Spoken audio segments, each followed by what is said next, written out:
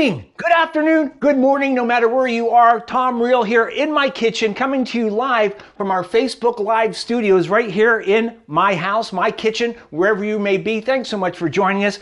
Oh boy, it's going to be an easy one today, and but so good and so tasty. Swedish pancakes, who doesn't like Swedish pancakes, crepes, and finding out that people assume that crepes are relatively not that easy to make, but you'll see we're going to be doing this in probably just a few minutes. And thank you so much for joining us. First of all, for you first timers, welcome. For you old timers, long timers, welcome back. If you could be so kind as to sometime while you're watching this, you don't have to chime in, but we do have a chat open here. So if you have any questions, I'll try to get to them as we go along here. But at the very least, go ahead and just kind of like this and subscribe to our channel and hit that little bell so you'll know the next time we're going live and have something new posted. It really kind of helps me a lot to kind of boost up my, my views and my subscribers. So if you could do that, that would be fantastic. All right. So today, like I said, we're going to be making some Swedish pancakes. And many of you know that I worked in the restaurant business for many years. Specifically, I worked at IHOP for a lot of years. And if you are a fan of IHOP or have ever eaten at IHOP before, you'll know that they had a couple types of crepes on their menu at one time. I don't think they have them anymore, or maybe not as many. But they had a German pancake, they had a French pancake, and they had a Swedish pancake, and also something they called a cheese blintz, okay? All basically made from the same crepe recipe. The German, the Swedish, and the French, just different toppings and folded a little bit differently. Not 100% authentic to what you would really get out in a restaurant a lot of times, but you'll get the idea of how simple a crepe is. Also a blintz, which would be it's a crepe that's rolled around some sort of a cottage cheese, sour cream, ricotta cheese mixture with a little sugar. That goes inside. You can fill a crepe with fresh fruit. People do crepes for dinner. I've made Monte Cristo crepes, where you just put in some ham, turkey, and Swiss cheese and roll them up inside the crepe. So crepes are very versatile. And also you can just kind of snack on them too. Pop one in a microwave. So I know what you're thinking to yourself, Tom, shut the heck up. Let's get cooking. All right. So let me just kind of go over a few of the few ingredients that we really need to pull this together. For the crepe batter itself. And a crepe, think of a crepe as just being a very thin pancake, all right? And what we've done here, I have my close-up camera right here, as you can see, so you can see everything that's going on here. There's no magic. You'll see how this turns out or doesn't turn out. We don't really know. Keep the fingers crossed, all right? So very simple. We have an egg, okay? Everyone has an egg. What I'm going to do, I'm making a half recipe here, okay? Because this will really probably make about 8 to 10 crepes. I don't really need that money right now since I already have some in my fridge already. So we're going to start off with one huevo in the bowl here, and no shells. Shells no good. No good shells. All right. So one egg, and to the one egg, we're going to add first we're going to give it a little bit of whip here. Okay, that's all it is, just one egg. And you can see what's going on. It's happening. And then we're going to add flour, okay? We're cutting this down. Normally it would call for a cup of flour. I'm doing a half a cup right here. We're going to mix that in there like that. And then really the only ingredients you're going to add to this is you're going to add some milk and some water. I'm going to do a quarter cup of each. Normally a full recipe would call for a half cup of each. And you can find this recipe on realfood.com. The link is right down below there. Swedish pancakes and all the other tasty stuff we make here on Real Food Live. So I'm going to put in my milk. All right. A little bit of milk. And water. Half water, half milk. And that's going to go right in there like that. And no need to get out the electric mixer. You don't have to do that. But it is very important you get all the lumps out, all right, is what we're trying to do right now. Simple so far, right? Okay. So mix it good so it's not lumpy. You don't want the lumps in there. All right. So you can see the consistency already. It's like a thin pancake batter. All right, so now I'm going to add just a little bit of sugar and a little bit of salt. That's going to go in there like that. Some recipes don't call for sugar, which you don't really need to add sugar if you don't want, because, you know, quite honestly, with the lingonberry butter or any of the toppings you put on this, syrup, whatever you want to do, there's going to be enough sweetness. I just like that little hint of sugar. You know what I'm saying? So, and I forgot to hit record. So I know I'm streaming. I just haven't recorded myself. So there we go. We're recording now. All right. So that's good. The only thing left to do, we're going to add a regular recipe calls for 2 tablespoons of butter. We're going to go for 1 tablespoon melted butter. Right in there like that. Did you see how I did that? Very simple. The butter was already melted. That's all you got to do. All right. So normally, if you weren't doing like a cooking segment like I am, you would go ahead and put this in the fridge and chill it, you know, for a little bit. So it's cold. It looks better. Let's gluten break down a little bit while it's kind of resting in the fridge. So here's what I'm going to do. I'm going to put this in the fridge just for as much time as I have while I make the lingonberry butter, and then we'll start making these up. All right. So there it is. You can see this consistency. Let me show that you again. Very thin, but that's just how you want it. That's perfect right there. And give it a little taste. And just a very, very small hint of sweetness. This is perfect. All right. So I'm going to put this in the fridge real quick like. And then we're going to do some lingonberry butter. Swedish pancakes, lingonberry. That's all you really need. And pretty much what it says. Lingonberry butter is basically 2 ingredients, lingonberries and butter. All right, so here's what we got. We got some room temperature butter right there. And we have some lingonberries. And you're probably thinking, Tom, where in God's earth am I going to get lingonberries? Well, let me tell you, the simplest and easiest place to do is go to IKEA. IKEA is from Sweden, and they have a whole section of just lingonberries. You can go to a place like World Market. I think pretty much every store has them nowadays. Back years ago, maybe a little bit harder to find, but really it's fine. So I'm going to make a little extra of this just because it's good on pancakes. It's good on a lot of different things because basically it's just butter, okay, with the lingonberries. So what I have here is I have a tablespoon of I'm sorry, not a tablespoon. I have a 1/4 cup of butter. I'm going to make a full order of this. So we have a 1/4 cup of softened butter. And then I have 4 tablespoons of the lingonberries. All right. And if you never had lingonberries, I think you should try them sometime in your lifetime. Kind of like a strawberry, a little bit more tart. All right. Like that. And that's going to go right in there.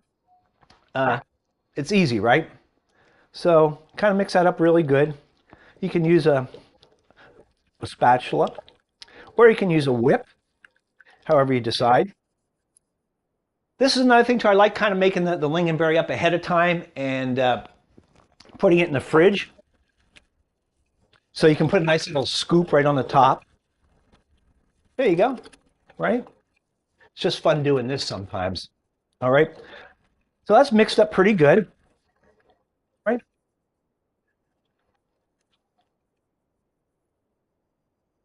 There you go. Any questions so far? All pretty simple stuff, I think. I think it's simple stuff. We don't know. Lingonberries, I'm going to put these in the fridge and just kind of let them get a little chilled. All right. So let's see what else. Boy, I don't know how I got so much food in this refrigerator. My God. So anyway, like I said, normally I would keep this in the fridge for, overnight or at least an hour or two before you're going to do it, if possible. All right. But it's not going to be it's not going to be a game changer is what I guess I'm trying to say. So what I thought I'd do is I'm going to show you pretty much the technique. And, you don't need a crepe pan. A lot of recipes, you get a crepe pan. Just get a regular non-stick pan. I have this particular one here. This is just a 10-inch non-stick pan. We all have one of those laying around. I wouldn't go too small, but at least a 10-inch. You can go to 12, 14. That's good too. But 10-inch seems to be a good size pan to actually make a crepe in. So that's what I would do. And then the only thing left is to cook this. Well, I have a stove here. Obviously, it's nowhere to be seen. You can't see it in this shot here. You can't see it in this shot over here. So lo and behold, I have one of these cool little portable stoves. I'm going to cook right here in front of you. What do you think about that? That's pretty impressive, right? So I'm going to do all the cooking right here, so you can see the magic happen as it happens. All right. So first thing you want to do is you want to get that pan up to about medium high heat. So let's kick this on here and make sure I don't have any problems. There you go. You can see the heat's coming up pretty good. These are the coolest stoves because I'll tell you, when I first started doing like cooking segments on TV shows, they didn't have any sort of cooking. And I was turned on by this little cool stove here by a good friend of mine, Gary Bergeson. I used to do spots on a show called Breakfast with Gary and Kelly, and he had one of these. And it was just so easy, portable, you know, you just kind of show up with it. And obviously you can only cook one thing at a time, but still kind of cool to actually have. All right, so what you want to do is you want to get this pan up to about medium high heat. And what we're going to do is we're going to spray a little bit of canola oil in there, because what you're looking for, and you'll see it hopefully you'll see this, is when you flip, when it starts to cook and brown, flip it over. You want to kind of get kind of like a spider webby, kind of a brown little cool little texture, so they look good. I'm sure you've all seen them in pictures, but always figured out I can never do that. Well, guess what? You can. Okay, and we're almost there. So I'm going to take a little of this oil, not too much, but just spray the pan. And just let that heat up as well. And the thing is too, you want to wait till this gets to be a decent temperature. Don't put it in cold. It's not going to be good. And then you don't want to get it too hot either, because it's going to burn. So it's really, you got to really watch this carefully. That's really the only thing I can tell you. And also, since I have not really cooked a crepe on this particular little instrument here before, let me see if I can see if I'm missing anybody here. I've never cooked one of these crepes in one of these little portable units here, so usually been done on my stove. I don't foresee a major problem, but hey, you know, anything can happen, obviously. But the main thing, like I said, is get that nice and hot. And I will say about this little stove is that as small as it is, that heat is sitting right up underneath that pan, so it's not really going to take all that long. For something like this, depending on what size crepes you want to make, but this is, like I said, this is probably a good size pan to use. And I'm going to kind of scoop these out. I have a quarter cup measuring little cup here. I'm going to go quarter cup size. You'll see that should probably be just about right. All right. And if you want to give it a little test, you can always drop a little batter in there first of all and make sure that at least it's heating up. But I think we're going to be good. You can put your hand in there and see if you scald yourself. All right. So there's a little bit more spray. And let's just go for it and see what happens. All right. I'm just going to make a couple of these so you get the idea. And then once we're done, you can kind of shut down your computer and go out in that kitchen and start cooking. Sound like fun, right? Okay. So let's kind of scoop these out somewhere close to that. Now watch. Now here's the part you got to really watch, because as soon as this hits a pan, it's going to start cooking, as you will see. Hopefully not too much.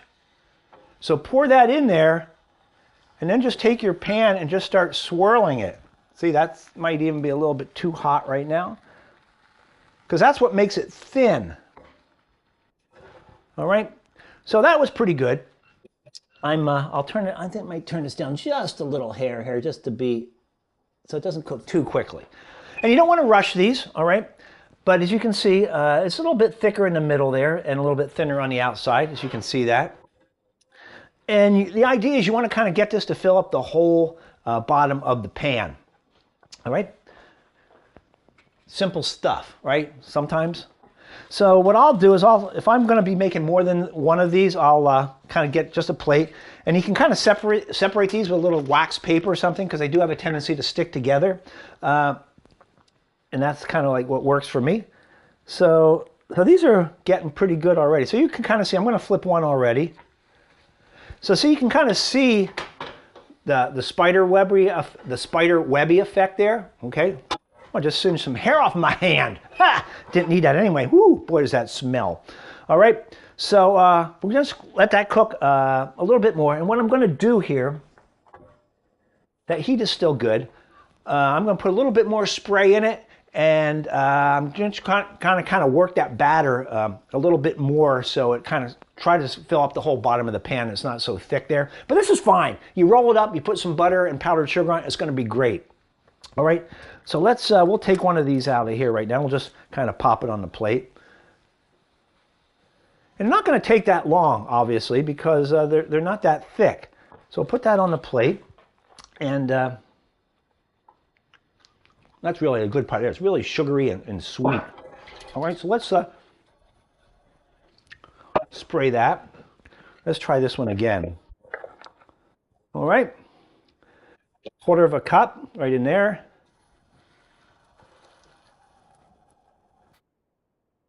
Spread it around. All right, there you go. And right in the pan it goes. All right. So that's it. Maybe down a little bit more. So right now, as we're doing this, obviously the lingonberries are kind of setting up in there, the lingonberry butter. So that's going to be kind of nice when you put it on there. It'll at least kind of hold its form and kind of melt slowly over the pancakes. Also, you need a little bit of powdered sugar. Very important, powdered sugar. You don't want to forget powdered sugar. Just a little bit of sweetness on these. And see, this one's a little bit better. Okay, there you go. And these little doohickeys hanging on here. So good, so good. So that's going to be number 2. And like I said, if you have a couple pans, you can have a couple going at the same time if you want to get crazy like that, but not really necessary. All right, so let that cook. Very thin. If you've cooked pancakes before, you kind of know, you kind of get the feel for when they're done. So we're going to take this one out here and then try do 2 more here. And then we'll put this thing all together and you guys can go back to bed. How's that sound? All right. So there you go. In there like that. Spin it around. Like that. See what I'm doing? You got to get that. You got to work it quick because the pan is going to be hot. So you got to keep that in mind. You can see that I started swirling that pan as soon as I put that batter in there because it cooks quickly. And then it has a little bit of sugar in, so it will brown up fast as well. So just keep those 2 things in mind. You should be good to go. All right. What am I forgetting? Am I forgetting anything? I don't think so. So like I said, if you're getting anything out of this, even if you're not getting anything out of it, at least like it, subscribe to the YouTube channel that I got going on here. Got to hit at least 1,000 subscribers here by the end of the year. That would be the perfect Christmas gift if you guys could give me 1,000 subscribers by the end of the month. That's all I'm asking for. And also hit the bell so when we do our next live one, which is probably going to be we're going to be doing a couple next week. If Sunday works for you, let me know, and we'll keep doing them on Sunday as well because that works for me. And there you go, another nice one. All right, so once this one's done, I'm going to cook our last one. Then we'll plate these up here, and you kind of see how this whole thing comes together and how it works. All right. There's not really much excitement happening when you're cooking these. It's just sitting them in a pan. Also, if you have a large griddle like a Blackstone, I've cooked these on a Blackstone before. The only issue with a Blackstone or a griddle or something that's stationary that you can't kind of, get a nice circular thin pancake, you almost have to when you're pouring it on there, make sure that you pour it on very thin or take a spatula and thin it out so it just doesn't hit the grill and stays thick.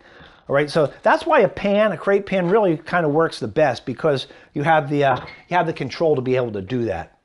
All right, so let's do one more here. And I always try to spray it between each one, even though you do have a non-stick pan. We'll put this one up here like that. All right. There you go.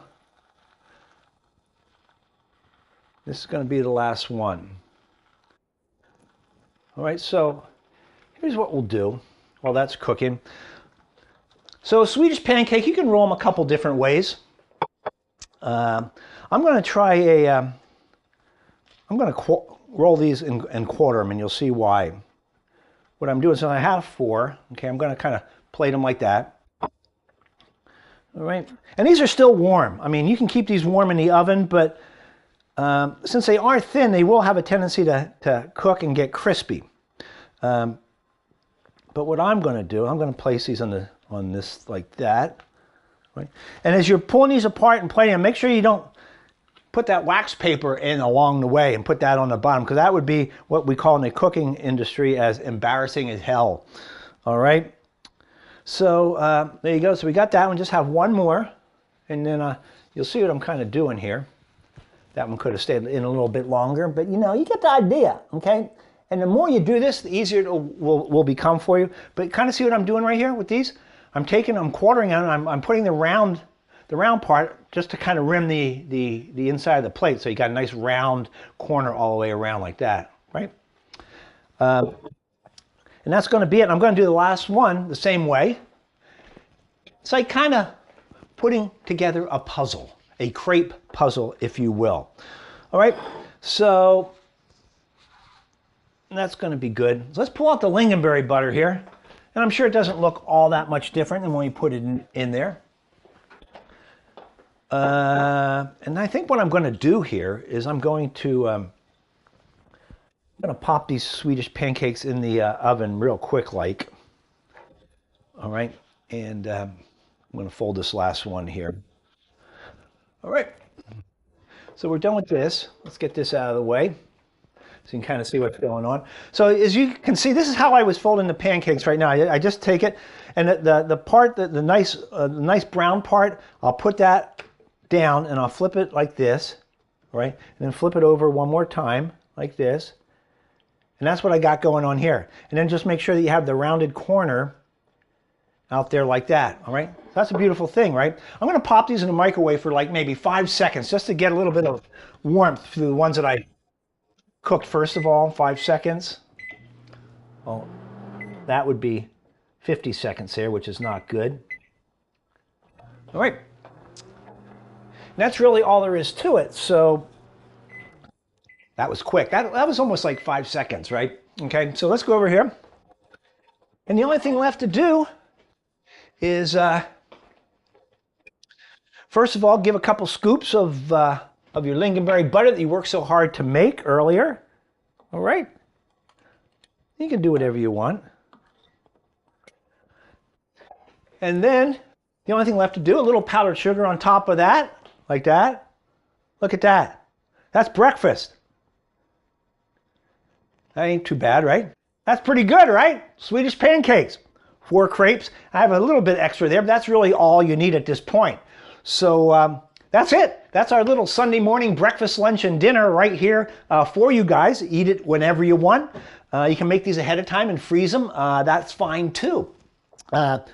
So anyway, any questions, comments, please leave them below. Send me an email. Check out our website at realfood.com. All the recipes are there, including the Swedish pancake one.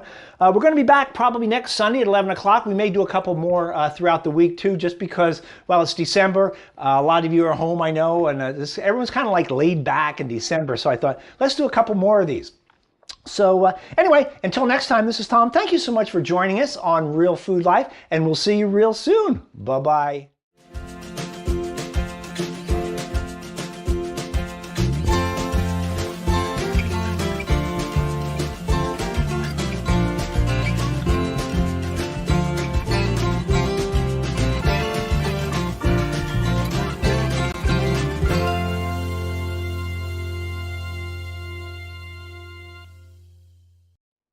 Hey guys, thanks so much for stopping by our YouTube channel. If you could be so kind as to just hit that like button and also the subscribe button. And then, if it's not too much to ask, hit that little bell so you know when we have new content coming your way.